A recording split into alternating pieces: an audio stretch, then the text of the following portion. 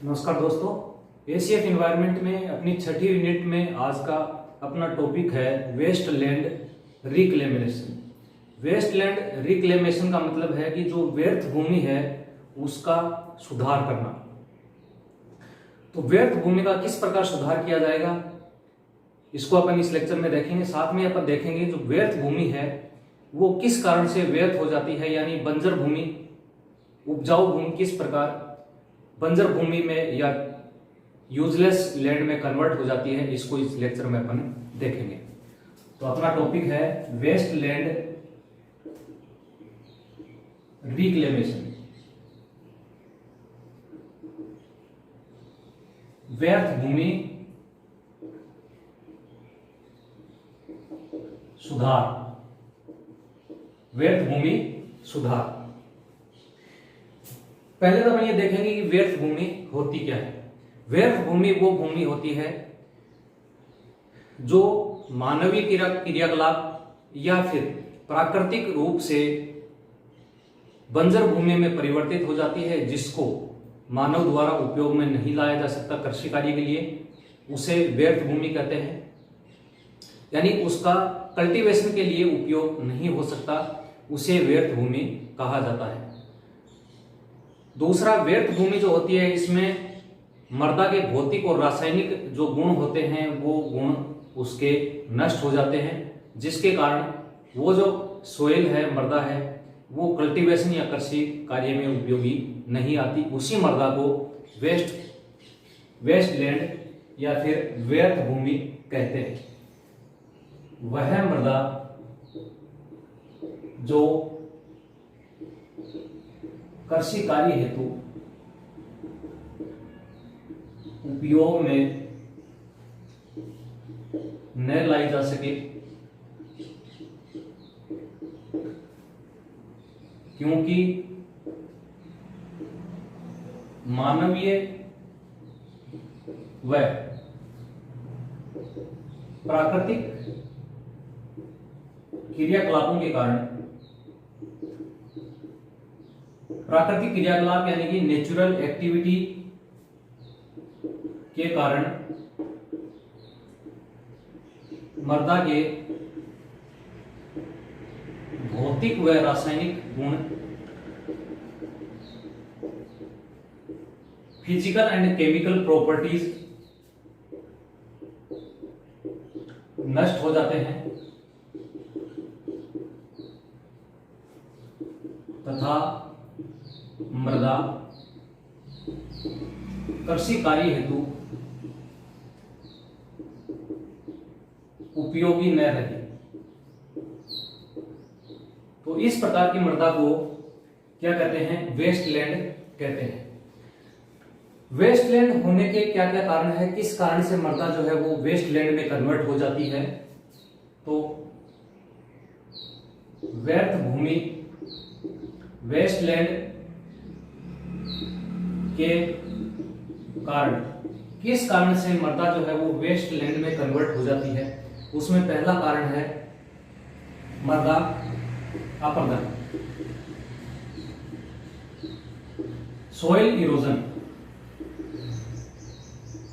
Soil erosion द्वारा मृदा की ऊपरी परत जिसमें ह्यूमस मिलता है, ह्यूमस एक कार्बनिक पदार्थ होता है जो मृदा का उपजाऊपन बनाए रखता है, तो उस मृदा अपरदन के कारण ऊपरी लेयर जो होती है वो नष्ट हो जाती है।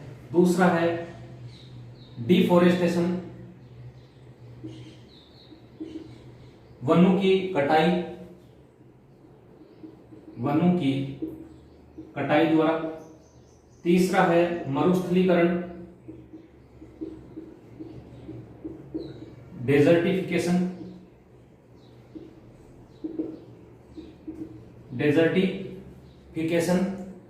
और चौथा है लवणीय मृदा या जल ठहराव। लवणीय मृदा मतलब salinity, saline soil and waterlogged soil. ऐसी मृदा जिसमें पानी जो है वो इकट्ठा हो जाए, उस मृदा को वाटर लॉग्ड सॉइल कहते हैं। और जिसमें नमक की मात्रा बढ़ जाए उसे सेलाइन सॉइल कहते हैं।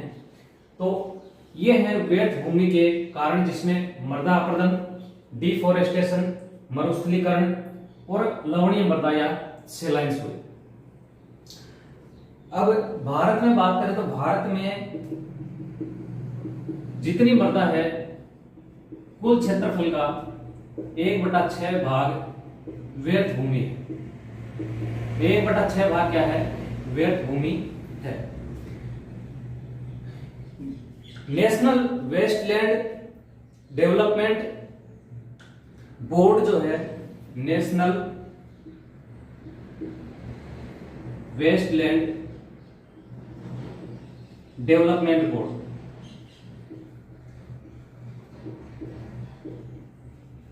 नेशनल वेस्टलैंड डेवलपमेंट बोर्ड के अनुसार 123 मिलियन हेक्टेयर भूमि कैसी भूमि है? व्यर्थ भूमि। 123 मिलियन हेक्टेयर भूमि व्यर्थ भूमि है। ये data national wasteland development board के अनुसार है। वैसे डाटा अलग अलग इंस्टीट्यूट ने अलग अलग डाटा इसमें दिए हैं। तो नेशनल वेस्टलैंड बोर्ड की बात करें तो नेशनल वेस्टलैंड बोर्ड जो है, इसकी स्थापना 1985 में की गई थी। इसकी स्थापना जो है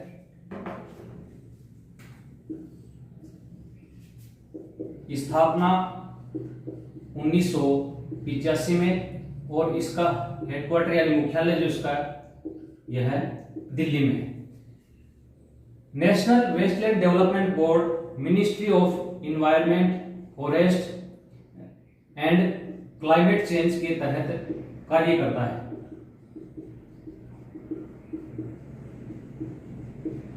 आप ऐसे समझो कि ये पर्यावरण मंत्रालय के तहत कार्य करता है। Ministry of environment, forest and climate change के तहत ये कार्य करता है। इसका कार्य है व्यर्थ भूमि सुधार,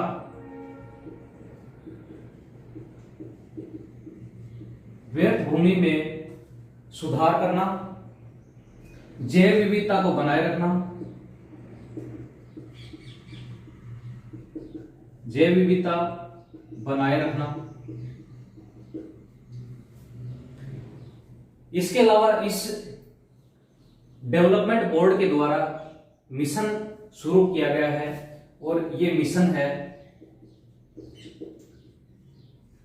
मृदा निम्नीकरण रोकना, मृदा निम्नीकरण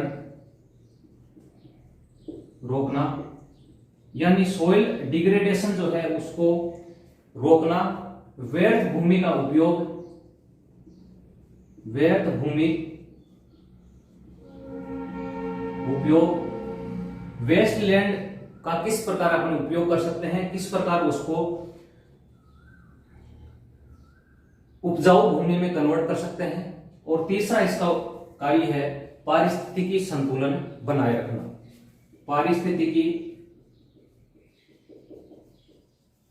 संतुलन बनाना।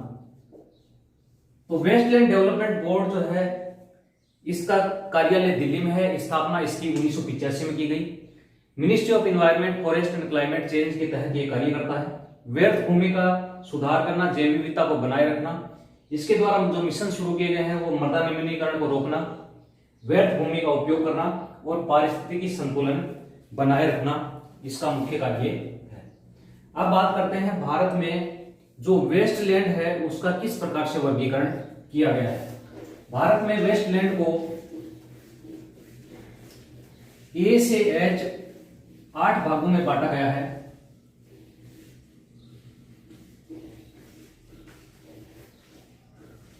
मुख्य रूप से वेस्टलैंड जो है उसको 8 भागों में बांटा गया है। भारत में वेस्टलैंड का क्लासिफिकेशन, वेस्टलैंड का क्लासिफिकेशन जिसमें पहला है आपके गुलीड या फिर रेन वेस्टलैंड,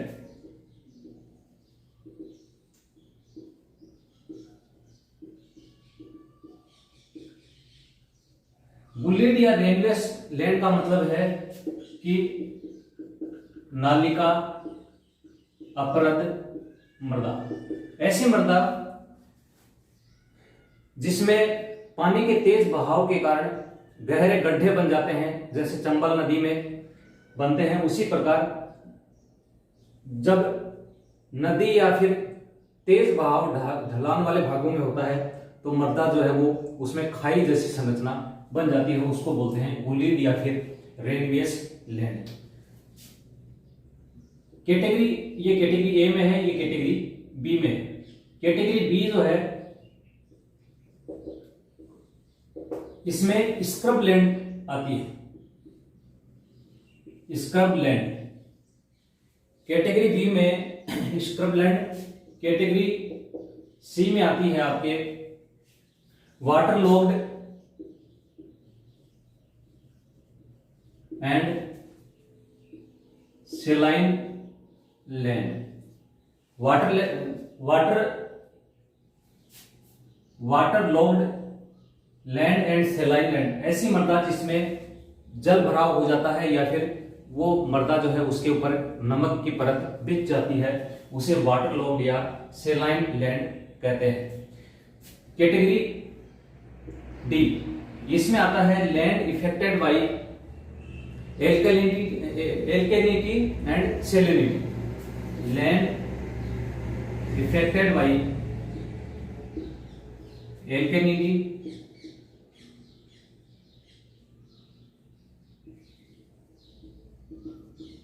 एंड सेलिनिटी, यानी मृदा क्षारीय या फिर अम्लीय में परिवर्तित हो जाए। कैटेगरी ई, कैटेगरी ई में आती है shifting cultivation. Shifting cultivation, shifting cultivation में जैसे झूम कृषि है, स्थानांतरित कृषि है, जहां पर वनों को काटकर उस स्थान को छोड़कर अगले वर्ष दूसरे स्थान पर कृषि की जाती है। इस प्रकार की कृषि जो है उसे स्थानांतरण कृषि भी कहते हैं।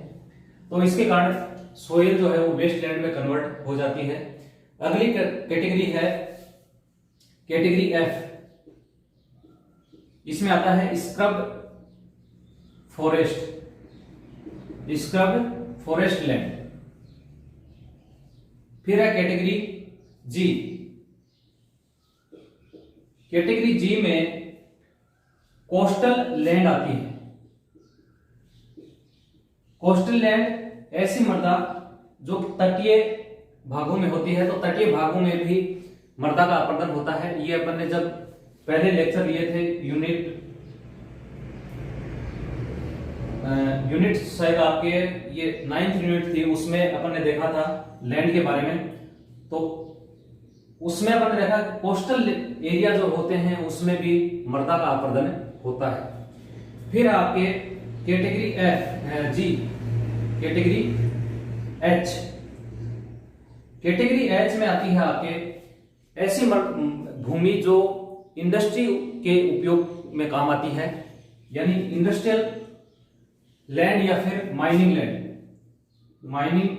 Land and industrial land.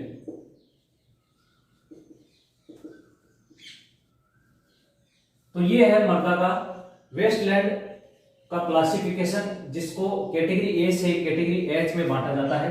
Category A में वुडेड और रेनवेस लैंड, कैटेगरी बी में स्क्रब लैंड, कैटेगरी सी में वाटरलॉग्ड और सेलाइन लैंड, कैटेगरी डी में land affected by alkalinity and salinity, category ई में शिफ्टिंग कल्टीवेशन, कैटेगरी एफ में scrub forest land, category H G में coastal land और कैटेगरी एच में है mining and industrial land.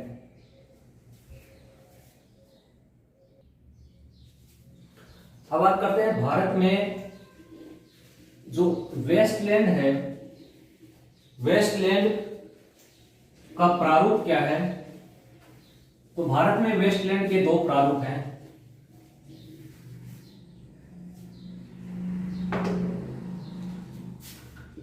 Pattern of wasteland in India, Bharat में व्यर्थ भूमि का प्रारूप। व्यर्थ भूमि प्रारूप। भारत में व्यर्थ भूमि प्रारूप दो प्रकार का है। पहला है ऐसी भूमि जिसको कृषि योग्य भूमि में कन्वर्ट किया जा सकता है, यानी कृषि योग्य व्यर्थ भूमि। और दूसरा है ऐसी मृदा जिसको ऐसी भूमि जिसको कृषि योग्य भूमि में कन्वर्ट नहीं किया जा सकता, इसको बोलते हैं संवर्धन हेतु अनुपयुक्त भूमि। तो पहला इसमें है, इसको दो भागों में बांटते हैं। पहला है कृषि भूमि, कृषि योग्य व्यर्थ भूमि, कृषि योग्य व्यर्थ भूमि।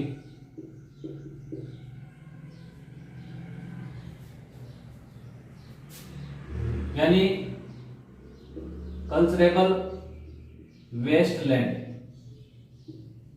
Culturable Westland. दूसरी है संवर्धन हेतु अनुपयुक्त भूमि, संवर्धन हेतु अनुपयुक्त भूमि, यानी नॉन कल्टीवेबल लैंड।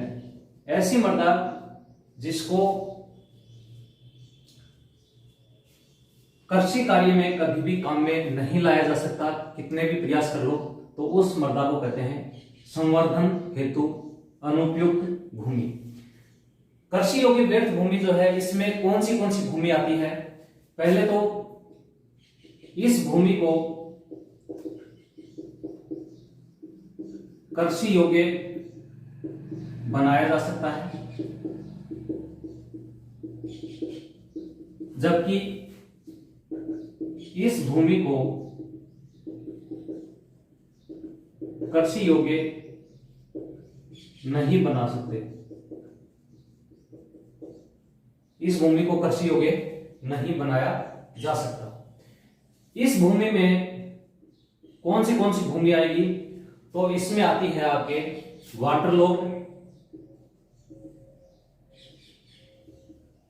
वाटरलॉग लैंड, या फिर इसको बोलते हैं जलमग्न भूमि। दूसरा है मार्शी लैंड। तीसरा है एल्केलाइन एंड सेलाइन लैंड। तीसरा है चारण भूमि या फिर ग्रेजिंग लैंड। ऐसी भूमि जिस पर चराई हो, चराई के कारण वो व्यर्थ हो जाए, या फिर स्थानांतरण कृषि भूमि, शिफ्टिंग कल्टीवेशन के लिए जो भूमि होती है उसको वापिस अपन कन्वर्ट कर सकते हैं। औद्योगिक उपयोग हेतु, औद्योगिक क्षेत्र की भूमि।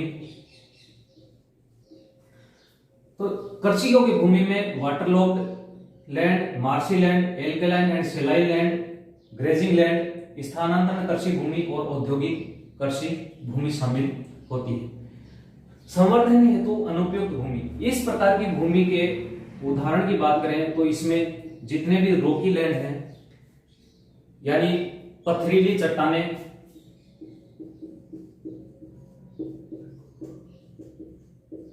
जैसे राजस्थान में जो हम्मादा क्षेत्र है वहां पर कृषि नहीं की जा सकती। राजस्थान में हम्मादा। दूसरा है ग्लेशियर। ग्लेशियर जो क्षेत्र है वहां का जो क्षेत्र है वहां पर भी कृषि नहीं की जा सकती। बर्फ आच्छादित पर्वत, ऐसे हिली एरिया जहां पर हमेशा बर्फ रहती है वहां पर भी कृषि कार्य नहीं किया जा सकता। इसके अलावा ढलानदार क्षेत्र। तो इस प्रकार व्यर्थ भूमि जो है उसके दो प्रारूप हैं, कृषि योग्य व्यर्थ भूमि और दूसरा है संवर्धन हेतु अनुपयुक्त भूमि।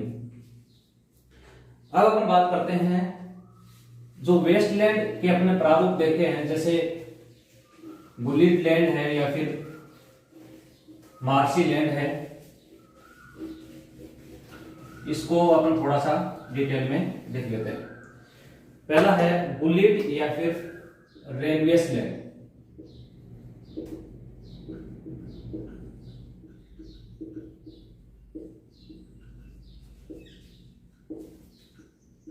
नालिका अपरद भूमि। नालिका अपरद भूमि जो है इसका निर्माण होता है पानी के बहाव के कारण। पानी के बहाव के कारण जो मृदा होती है उसमें इस प्रकार से खाई बन जाती है, तो उस प्रकार की मृदा को क्या कहते हैं, गुलिड या फिर रेनवेस लैंड ये कहते हैं। ये है अनुपजाऊ मृदा होती है, क्योंकि इसमें जो उपजाऊ ऊपर का जो लेयर होता है वो जिसमें ह्यूमस होता है वो इससे हट जाता है। दूसरा है इसमें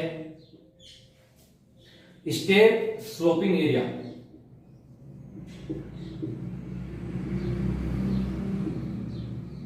स्टेप स्लोपिंग एरिया ऐसे ढलान वाले क्षेत्र जिनका ढलान का एंगल जो होता है वो 3 से 10 डिग्री होता है, ऐसी ढलान भूमि जिसका ढलान कोण 3 डिग्री से 10 डिग्री होता है उसे स्टेप स्लोपिंग एरिया कहते हैं। और यहां वायु व जल द्वारा अपर्दन ज्यादा होता है।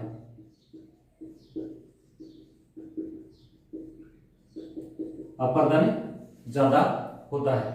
तीसरा है वाटर लॉग्ड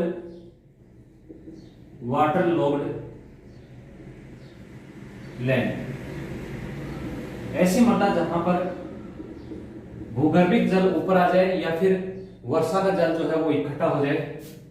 भूगर्भिक जल का भूमि सतह पर आना,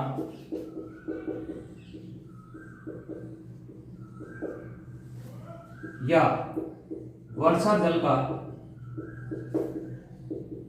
ठहराव होना, जिसके कारण ये मृदा जो है ये वाटर लॉग्ड लैंड में कन्वर्ट हो जाती है और यहाँ पर ऑक्सीजन और जो कार्बनिक पदार्थ हैं उनकी कमी हो जाती है, जिसके कारण उगे हुए पेड़ पौधे जो हैं वो भी नष्ट हो जाते हैं और नए पौधे जो हैं वो इनको यहाँ पर नहीं लगाया जा सकता।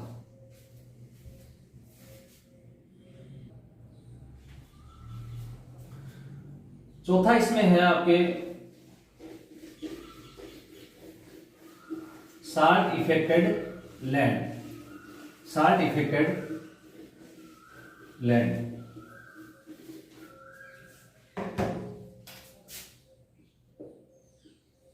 Salt affected land. Salt affected land में मृदा की ऊपरी परत पर नमक आच्छादित हो जाता है, यानी नमक की इसके ऊपर एक लेयर आ जाती है, उसे साल्ट इफेक्टेड लैंड कहते हैं। इसके अलावा जो नीचे की परत जो होती है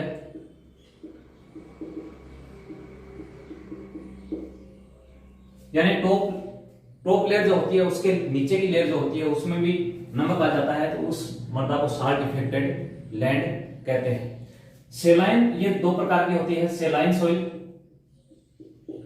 जिसका पीएच 8.5 होता है और दूसरा है एल्केलाइन सॉइल जिसका पीएच 8 से 10 होता है। इसका पीएच 8 से 10 होता है। अब बात करते हैं वेस्टलैंड रिक्लेमेशन। वेस्टलैंड रिक्लेमेशन का मतलब यह है कि जो वेस्टलैंड है, व्यर्थ भूमि है, उसमें किस प्रकार सुधार किया जा सके। व्यर्थ भूमि सुधार। तो व्यर्थ भूमि सुधार के 3 प्रकार हैं। पहला है टोपोग्राफी एंड सोइल मैनेजमेंट, दूसरा है वाटर मैनेजमेंट और तीसरा है आपके क्रॉप मैनेजमेंट। ये 3 इसके प्रकार हैं।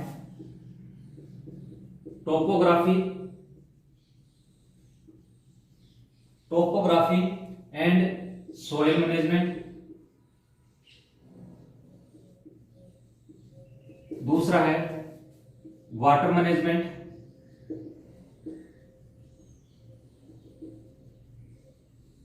और तीसरा है क्रॉप मैनेजमेंट।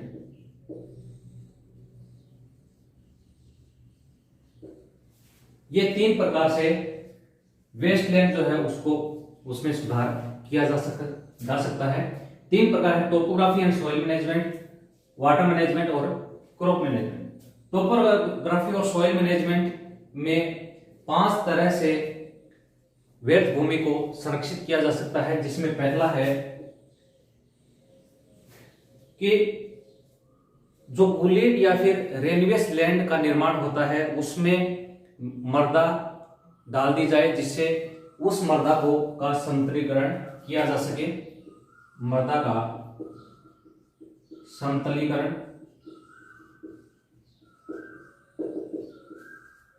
रेनवेस और बुलेट लैंड में मृदा भराव करना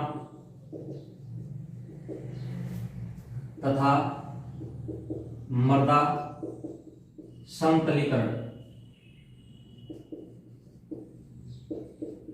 मृदा समतलीकरण करना, यह आता है मृदा का समतलीकरण। इसके अलावा इस भाग में घास रोपण और पौधारोपण भी किया जा सकता है, जिससे पानी का अगर तेज बहाव हो तो उसके कारण मृदा कटे नहीं, यानी मृदा का जो इरोजन है वो नहीं हो। दूसरा है टेरेसिंग। दूसरा है टेरेसिंग या फिर सीढ़ीनुमा।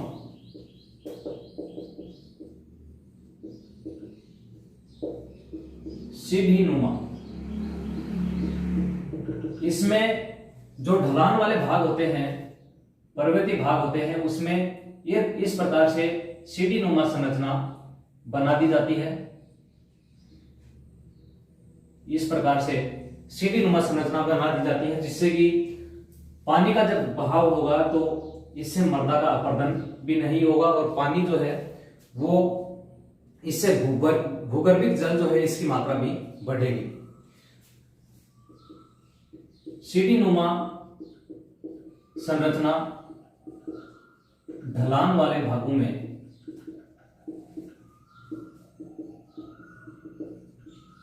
की जाती है, और ढलान वाले भागों में करने से क्या होगा, इससे मृदा अपरदन रुकेगा, साथ में ही भूगर्भिक जल स्तर बढ़ेगा। भूगर्भिक जल स्तर भी इससे बढ़ता है, जल धारण क्षमता इससे बढ़ती है। तीसरा है इसमें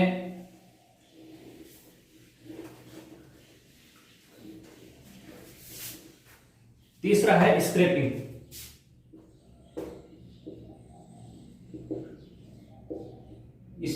स्प्रैकिंग का मतलब ये है कि मृदा के जब ऊपर जब इस प्रकार से नमक की परत आ जाती है, जो नमक की परत होती है 2 से 3 सेंटीमीटर, 2 से 3 सेंटीमीटर नमक की परत अगर मृदा के ऊपर आ जाती है तो उस मृदा की परत से नमक को हटाया जाता है। इसी को कहते हैं स्क्रैपिंग। लेकिन ये जो स्क्रैपिंग की क्रिया है ये भूमि के छोटे टुकड़े पर की जा सकती है। ज्यादा अगर विशाल क्षेत्र है तो वहां पर ये विधि काम में नहीं आएगी, क्योंकि इससे जो कॉस्ट है वो इससे ज्यादा बढ़ती है। मृदा की ऊपरी परत पर 2 से 3 सेंटीमीटर नमक की परत जम जाने पर उसे स्क्रैपिंग मेथड द्वारा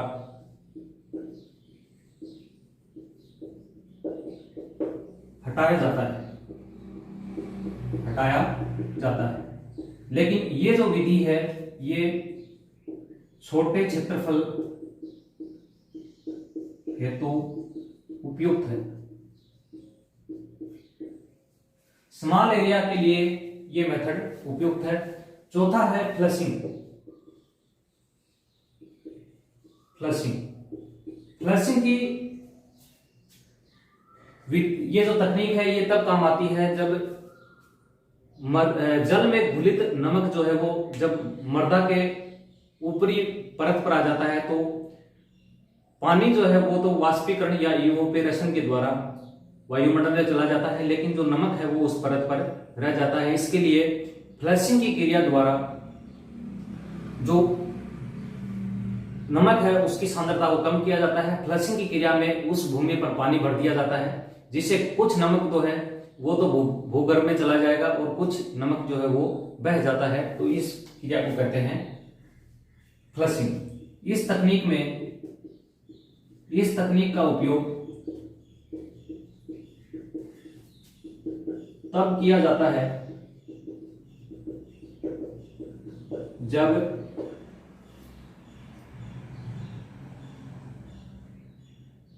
लवण घुलित जल का वाष्पीकरण हो जाता है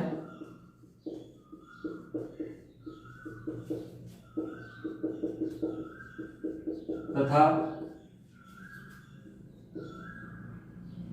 शेष नमक को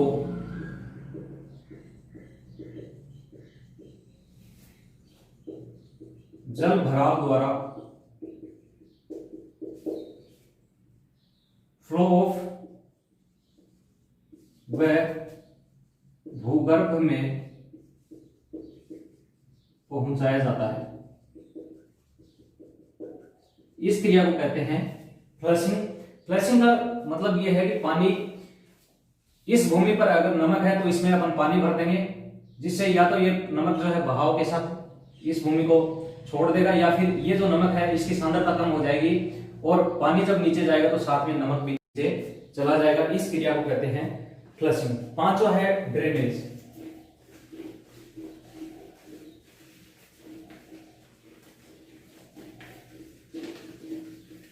ड्रेनेज की जो क्रिया होती है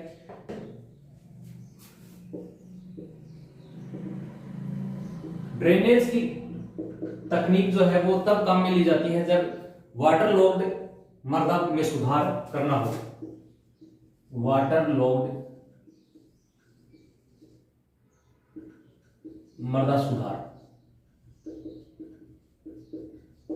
सुधार हेतु ड्रेनेज तकनीक काम में ली जाती है। ये दो प्रकार की होती है। पहला है सब सरफेस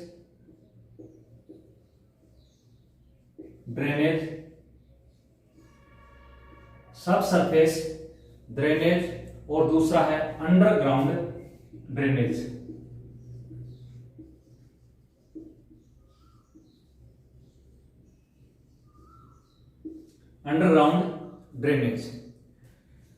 तो इस प्रकार से जो टोपोग्राफी मेथड है उसमें ये 5 तकनीकें काम में ली जाती हैं। नेक्स्ट इसमें है वाटर मैनेजमेंट। वाटर मैनेजमेंट में 3 तकनीक काम में आती है। वाटर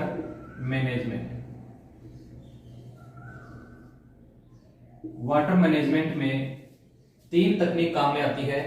पहला है एडिशन ऑफ वाटर इरिगेशन, यानी सिंचाई के द्वारा मृदा जो है उसको उपजाऊ भूमि में कन्वर्ट करना। दूसरा है कंजर्वेशन ऑफ वाटर,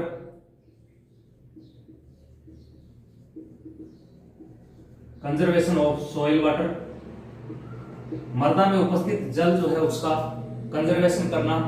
और तीसरा है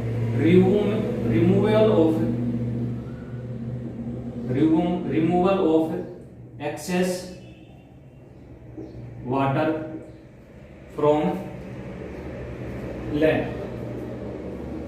तो वाटर मैनेजमेंट की तीन तकनीक हैं, addition of water irrigation, conservation of soil water, तीसरा है रिमूवल ऑफ एक्सेस वाटर।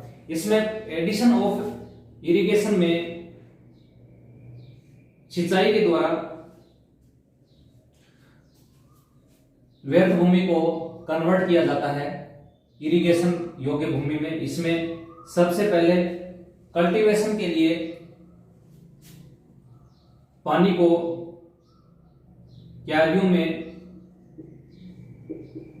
क्यारियों द्वारा पानी दिया जाता है, या फिर drop method,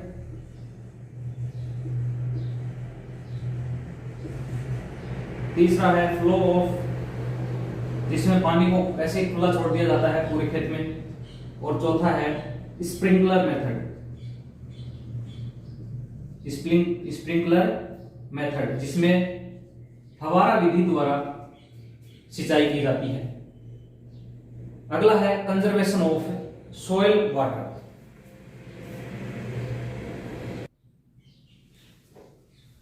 soil water, conservation of soil water, conservation of soil water यानी मृदा में उपस्थित जो जल है उसका किस प्रकार से संरक्षण किया जाए, तो इसके लिए टेरेसिंग मेथड काम में लिया जाता है। टेरेसिंग मेथड, मल्चिंग,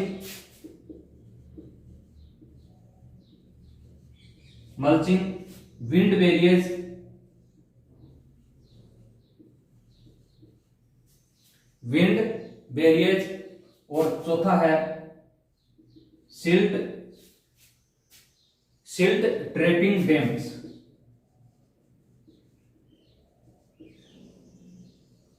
इसके द्वारा मृदा में जो पानी है उसका संरक्षण किया जाता है। Terracing method, mulching method, wind barriers और silt trapping method. Removal of excess water ये अपन ने देख लिया अभी थोड़ी देर पहले। ये जो एक्सेस वाटर है इसको ड्रेनेज द्वारा या अंडरग्राउंड ड्रेनेज द्वारा अलग कर दिया जाता है। तीसरा है क्रॉप मैनेजमेंट।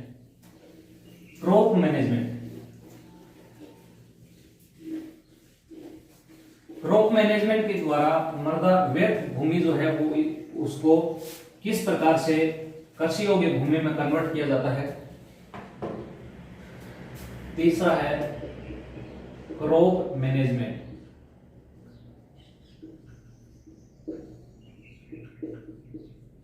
क्रॉप मैनेजमेंट में यह जल प्रबंधन की एक वैसे उचित विधि है जिसके द्वारा सूखा रोधी फसल रोपण यानी ऐसी खेती की जाए जिसमें वाटर का यूज कम से कम हो सके। दूसरा है आपके मल्टीपल क्रॉपिंग।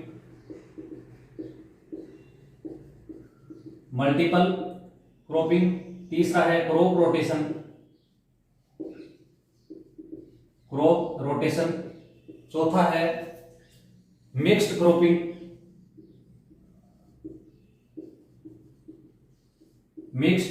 क्रॉपिंग। इसके अलावा जेट्रोपा पादप का रोपण,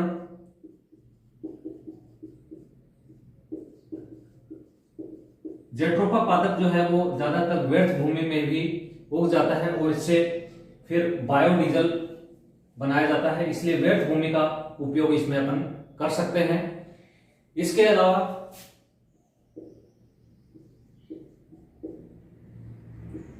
जल्दी वृद्धि करने वाले पादपों का रोपण,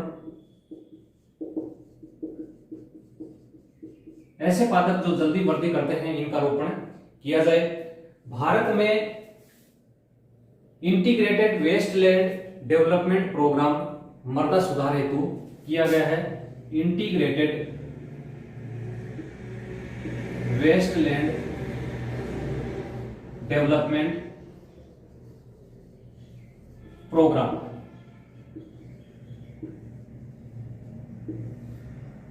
इंटीग्रेटेड वेस्टलैंड डेवलपमेंट प्रोग्राम, इस प्रोग्राम का उद्देश्य है व्यर्थ भूमि को संरक्षित करना और व्यर्थ भूमि जो है उसको उपजाऊ भूमि में कन्वर्ट करना। व्यर्थ भूमि सुधार है तो कुछ अन्य प्रोग्राम जो है उनकी अगर बात करें तो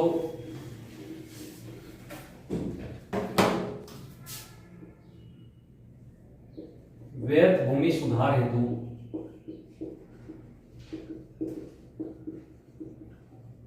अन्य प्रोग्राम, व्यर्थ भूमि सुधार हेतु अन्य प्रोग्रामों में सामाजिक वानिकी, जिसको अपन पहले पढ़ चुके हैं, सघन वृक्षारोपण, सघन वृक्षारोपण, चारागाहों का विकास, चारागाहों का विकास, यानी व्यर्थ भूमि पर ऐसी फसल बो दी जाए जिसका उपयोग पशुओं के चारे हेतु किया जाए। चौथा है अम्लीय मृदा पर चूने का उपयोग करना। अम्लीय मृदा है उसको उपजाऊ बनाने के लिए चूने का उपयोग करेंगे। चूने का उपयोग करने से क्या होगा, मृदा में एक तो कैल्शियम की मात्रा बढ़ेगी, साथ में ही अम्लीयता कम होगी, क्योंकि चूना जो है वो कैल्शियम कार्बोनेट होता है और ये इस अम्ल के साथ क्रिया करके भूमि को न्यूट्रल कर देता है। साथ ही कैल्शियम की मात्रा मृदा में बढ़ती है, सोइल पोरोसिटी बढ़ती है। सोइल पोरोसिटी यानी मृदा में जो छिद्र होते हैं वो बढ़ जाते हैं। सोइल वाटर कंजर्वेशन इससे किया जा सकता है, क्योंकि पोरोसिटी बढ़ने से मृदा जो है उसमें वायु की मात्रा भी बढ़ेगी और साथ में जल की मात्रा भी इसमें बढ़ती है। साथ ही इसमें व्यर्थ भूमि सुधार है तो अपन जो क्षारीय मृदा है उसमें जिप्सम का उपयोग कर सकते हैं। क्षारीय मृदा में जिप्सम का उपयोग,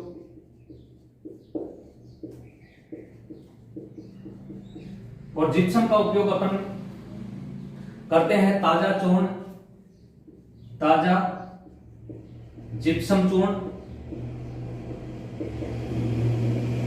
ताजा जिप्सम चूर्ण या फिर फास्फोजिप्सम, जिप्सम, फास्फोजिप्सम, फास्फोजिप्सम, इनके द्वारा क्षारीय मृदा जो है उसका सुधार किया जा सकता है। छठा है भूमि की गहरी जुताई, यानी उसको गहराई तक जोता जाए जिससे मृदा जो आपस में मिक्स हो जाए और मृदा उपजाऊ भूमि में कन्वर्ट हो जाए। सातवां है ब्लू ग्रीन एल्गी यानी नील हरित शैवाल को उगाया जाए। नील हरित शैवाल जो है वो नाइट्रोजन फिक्सेशन करते हैं जिसके कारण मृदा जो है वो उपजाऊ हो जाती है। सर्वाधिक व्यर्थ भूमि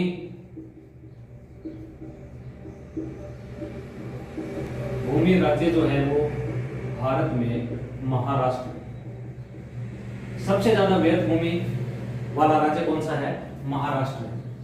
तो ये है वेस्टलैंड रिक्लेमेशन, जिसमें अपन ने देखा कि वेस्टलैंड का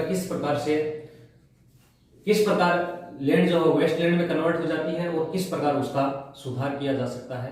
बहुत बहुत